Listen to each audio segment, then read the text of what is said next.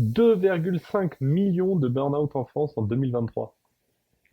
34% de burn-out classique, on va dire. 13% de burn-out sévère.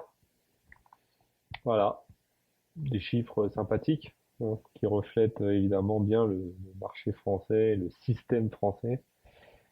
Ces chiffres-là sont donnés par l'ORSE, ORSE, qui est l'Observatoire des responsabilités sociétales d'entreprise. Donc voilà, c'est un organisme national, hein, comme l'INSEE, voilà, des organismes d'observation, on va dire. D'après vous, pourquoi on a autant d'arrêts maladie en France? Pourquoi on a autant de burn-out? Pourquoi on a autant de mal-être, on va dire? Bon, j'imagine que vous le savez déjà, mais il y a quelques notions, je pense, à remettre sur le devant de la scène. Bon, déjà, vous le savez tous, le Covid-19 a marqué vraiment un tournant majeur, on va dire, dans sa transition sociétale, mais qui reflète, selon moi, en fait, le Covid-19, il a mis en avant un mal-être qui était là depuis des années, c'est tout.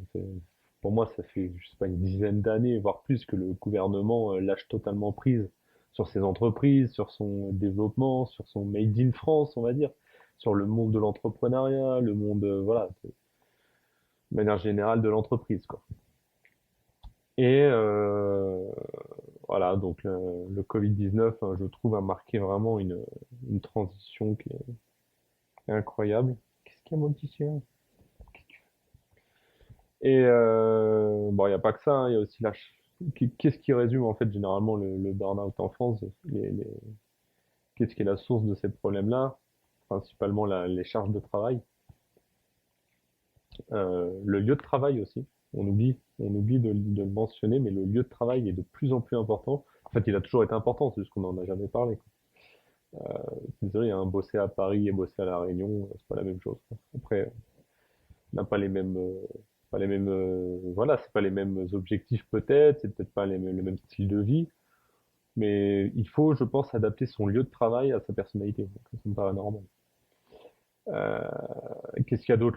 Évidemment, les salaires peu attractifs, hein, le pouvoir d'achat qui est affligeant, le manque de reconnaissance. Voilà, vous le savez très bien, hein, en France, on vous félicite jamais, il n'y a pas de reconnaissance pour les salariés, enfin vraiment, c'est affligeant, quoi. De manière générale, je dirais, c'est le système français, quoi. On en reparlera, je pense, régulièrement du système français, que d'autres, hein, d'ailleurs, parlent sur mes réseaux. Et c'est bien qu'on en parle de plus en plus, mais c'est vrai qu'il y a vraiment un système qui est installé en France dans le monde du travail. Tu arrêtes. Et qui bloque, en fait, qui bloque et les patrons et les salariés. Bon, on va pas s'attarder dessus aujourd'hui, mais je reviendrai dessus dans une vidéo. C'est assez affligeant, quoi. Les jeunes entrepreneurs comme ça, je les félicite, mais évidemment, il va falloir énormément de force, de détermination, de courage, euh, ne pas euh, ne pas céder au premier échec, ni même au deuxième, ni même au troisième, et toujours persévérer. Super intéressant. Bon, vous allez dire, vous l'entendez partout, mais tant mieux que vous l'entendez partout, ce genre de discours, parce d'une, il est vrai, et de deux, c'est à force de l'entendre que vous allez, que ça motive, en fait, tout simplement, que ça va rentrer dans votre tête, et que vous allez y penser, vous le dire vous-même, avant d'aller dormir, je sais pas, devant la télé. Donc c'est très bien.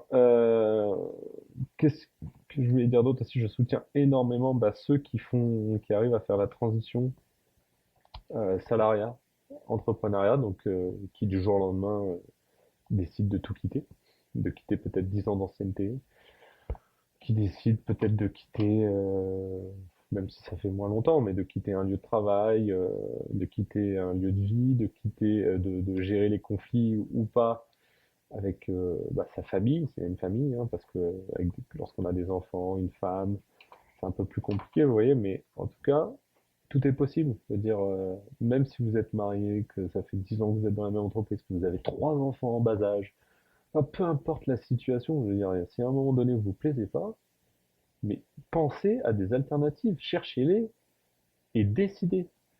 En fait, c'est ça qu'on a toujours, j'ai toujours regretté en France, c'est le manque de décision, de prise de décision et d'initiative en France.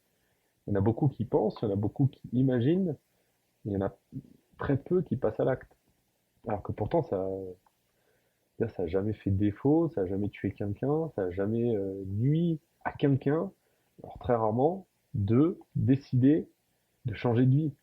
Et même, quand je dis changer de vie, c'est peut-être un peu gros, mais on n'est pas obligé de changer de vie totalement. Changer, dire, votre travail, c'est pas censé être toute votre vie. En fait, n'écoutez jamais un patron qui essaye de vous faire comprendre que l'entreprise dans laquelle vous travaillez, c'est la vôtre.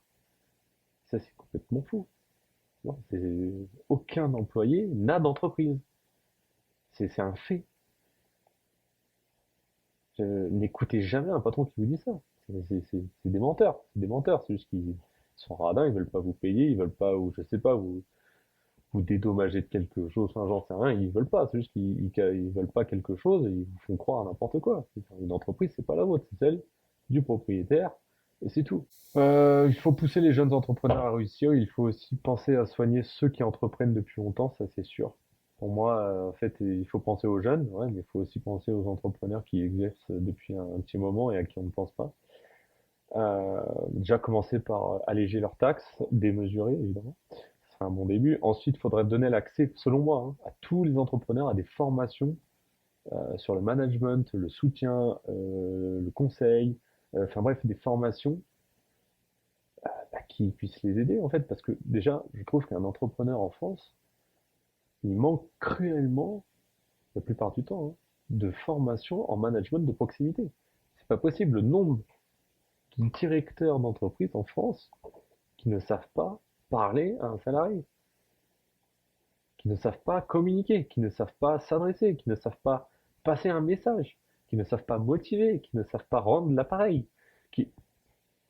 Et ça, moi je comprends pas que du jour au lendemain, on puisse décider d'être chef d'une entreprise sans comprendre comment on gère une entreprise. Et gérer une entreprise, c'est pas gérer que des murs ou un produit, c'est gérer de l'humain aussi. C'est gérer de l'humain. Je comprends pas. Il y en a beaucoup, énormément qui se lancent sans avoir les compétences et sans chercher à les avoir. C'est ça le problème.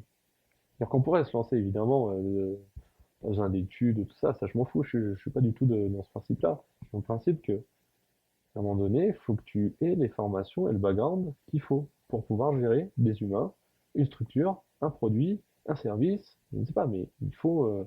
Pour moi, la formation elle est continuelle. Donc, voilà, donc pour moi, enfin, je conseille hein, aux entrepreneurs de suivre des formations, c'est super important. Vous oubliez des points auxquels vous ne pensez même pas, j'en suis persuadé, certains. En plus, bon, on connaît tous hein, l'ego du directeur. C'est bien d'avoir de l'ego, mais des fois, enfin, mettez-le à bon escient, cet ego. Voilà, je comprends pas. Si on continue comme ça, le salariat, il est voué à disparaître, quoi. Ouais, très mauvais, quoi. Faut revaloriser tout simplement le salariat en France. Le made in France, le salariat, les conditions de travail, l'entrepreneuriat, réinculquer, je sais pas, dès l'école primaire, la culture de la réussite, la culture de l'échec. Voilà, ce genre de choses qui sont super importantes, je trouve, pour moi, en tant qu'entrepreneur, et même tout être humain, pour moi, devrait être, ne pas avoir peur d'échouer, et ne pas avoir peur de réussir aussi. Il y en a qui ont peur de réussir. Je comprends pas. Il faut passer le cap. Je conseillerais à ceux qui sont dans leur travail et qui ne s'y plaisent pas, qui rencontrent des difficultés, qui ont un mal-être, et qui le gardent en eux depuis un certain temps. Hein. Rendez-vous compte, hein, moi je vais le dire, mais je trouve ça dingue. Il y a des salariés qui sont en mal-être dans leur entreprise depuis 10 ans, depuis une dizaine d'années. C'est du burn-out continuel, quoi. Je comprends pas. Qu'est-ce que vous espérez? Juste pas, votre patron, il vous tient les couilles parce que il vous offre 3 000 € par mois. Mais franchement, des fois, je comprends pas. Et on a d'autres alternatives. On en a d'autres. L'argent, je le comprends. Je veux dire, on est en France. Déjà, on a cette possibilité, voilà, du chômage, qui est quand même une superbe idée, je trouve, de transition. Un super tremplin, en tout cas. Euh, donc, pourquoi ne pas en profiter, quoi, tout simplement. Et puis même s'il n'y avait pas le chômage ou toutes ces aides, si vous êtes dans une entreprise, vous avez votre salaire, mais qu'est-ce qui vous empêche d'aller démarcher ailleurs? Rien. Vous avez tout à fait le droit d'être salarié et d'aller passer des entretiens toutes les semaines. Vous avez le droit. Évidemment, il faut le temps, vous allez me dire, il faut le temps de trouver, enfin, si on travaille dans un 35 heures, 39 heures, de 7 heures à 19 heures tous les jours, il faut trouver le temps pour passer un entretien, je suis d'accord. Mais la personne que vous allez solliciter, votre futur patron, votre future entreprise, vous pouvez lui expliquer. C'est pareil. Il peut très bien comprendre que vous êtes déjà salarié, que vous voulez changer. C'est- Il peut comprendre aussi, il pourra peut-être s'adapter à ça. Il pourra peut-être vous donner une chance. En tout cas, rien ne vous empêche de tenter des choses, tenter. Ne restez pas enfermé dans un mal-être continu, parce qu'un jour, le problème du travail, c'est que ça se répercute sur votre vie privée. C'est c'est un fait, c'est comme ça, c'est logique, hein, parce qu'on passe la plupart de du temps de notre vie au travail. Travail, posez-vous les bonnes questions. Dites-vous qu'il y en a qui passent le cap. Et de plus en plus, on est dans comme je le répète depuis le début, on est dans un moment de transition. J'ai l'impression que les gens sont en train de se réveiller, et tant mieux. Réveillez-vous. Ceux qui sont encore endormis, réveillez-vous. Essayez de trouver des solutions. Essayez de les trouver. Il y en a au moins une, c'est sûr. Tentez-les. Voilà, donc bon, bah, j'espère que cette vidéo vous a plu. On a fait un petit tour hein, quand même. Je pense que c'est bon maintenant, mais globalement, voilà, on est dans un système, vous l'aurez compris, un peu défectueux. Et bah, je reviendrai hein, sur d'autres vidéos, d'autres sujets, peut-être un peu plus centrés, peut-être. Comme, je sais pas, j'ai fait une vidéo comme la désacralisation du CDI, par exemple, que j'aimerais bien parler. Dans une vidéo, je sais pas, le workaholisme, enfin, il y a plein de sujets qui me viennent, donc je reviendrai dans une vidéo, ou plusieurs, évidemment. Voilà, bah, j'espère qu'en tout cas ça vous a plu, que ça vous a appris certaines choses. Retenez bien que voilà, qu'il faut être heureux en fait, tout simplement dans ce que vous faites. Donc, et qu'il faut du coup décider. Prenez des décisions, actez les choses. Voilà. N'oubliez pas de mettre un pouce bleu sur la page, sur la vidéo. J'espère que bah, vous serez de plus en plus. C'était ma première vidéo, donc j'espère que ça va marcher. En tout cas, que ça va vous intéresser. Voilà. Allez, merci à tous.